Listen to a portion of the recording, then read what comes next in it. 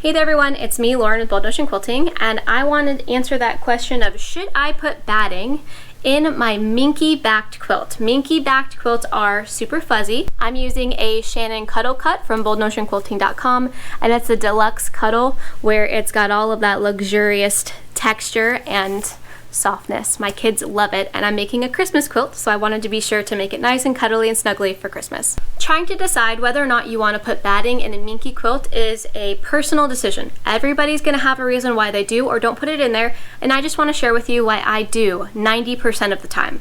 So first things first, when you're quilting, you want to consider that you are moving a long arm machine around a fixed tabletop. So that directional movement can create something called directional tension, and so your stitches might look a little wonky, or your bobbin thread might come to the top when it normally doesn't, and your top to the bottom, and vice versa.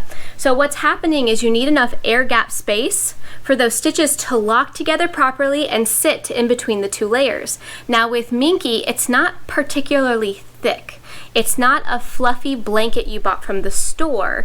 Minky typically has a thin base with longer fibers that don't necessarily equate to bulk. It will equate to the weight, but not the bulk and the thickness where your stitches need to align in the middle of those two areas.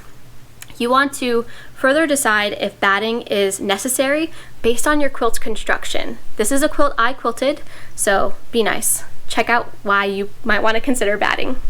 You can see here that I have a lot of what is called fullness. So fullness is what happens when you have an excess amount of fabric in one area compared to another, which can end up with wavy or uneven borders due to inconsistent piecing or pressing or stitching. Okay, and I've got a good bit of it here. So if I want to suck up that fullness, typically the batting that I select is going to be helpful in doing that.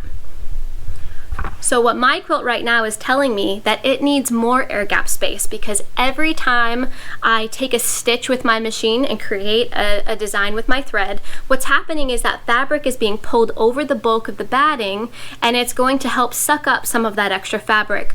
What that means is the more fullness I have, the worse it is. If it looks like you threw a bra on the floor and you have that much fabric coming up, which can happen with half square triangles and stuff, you might want to go with a puffy fluffy batting like a poly puff or a wool instead of a standard 80-20 or 100% cotton.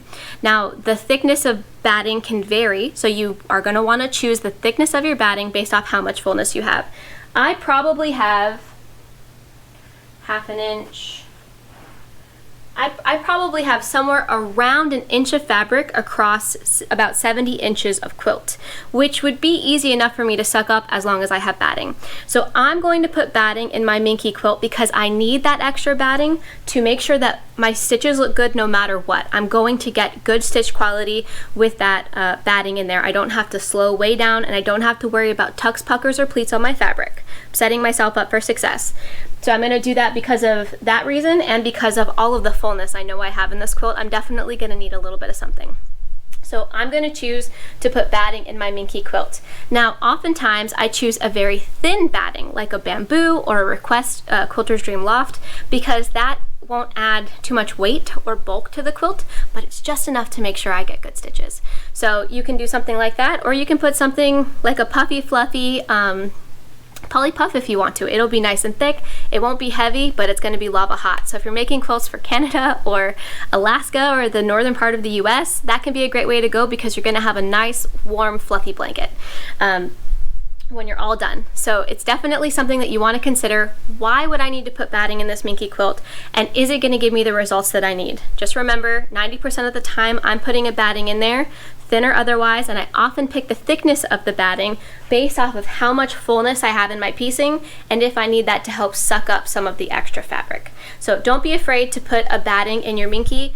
I always do. Flannel is not a high enough air gap space to allow my stitches to lock in properly and give me really pretty stitches. Another reason why adding batting to a quilt that has a minky back is because when you have the extra deluxe cuddle soft like I do with the longer nap, because there's not a lot of bulk in there, what happens is those fibers can come up from the bottom and up through the top of the quilt. So if the back of the quilt, like mine is a light green cream color, If that is a big contrast to what's happening on the front, you will see little furry bits pop up through the back of the quilt. This is made worse when you don't have a batting in between the layers to create some of that air gap space to separate them and prevent the fibers from coming through.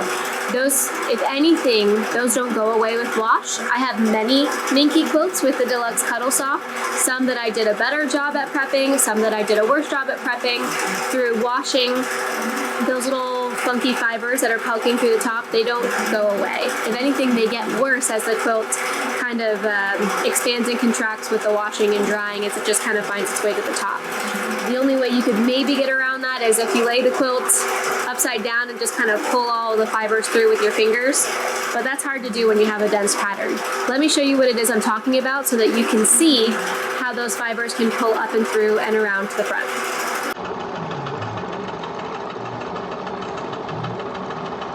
So I just take, I like to take a lot of variables off the table so that when I am quilting, I know I'm going to get good, consistent results and I don't regret what I'm doing and spend some time with Jack the Ripper. So I hope you enjoyed this video. Stay tuned for more on the Bold Notion Quilting YouTube channel. Feel free to share if this video was helpful for you. Take care and happy quilting, y'all. Bye.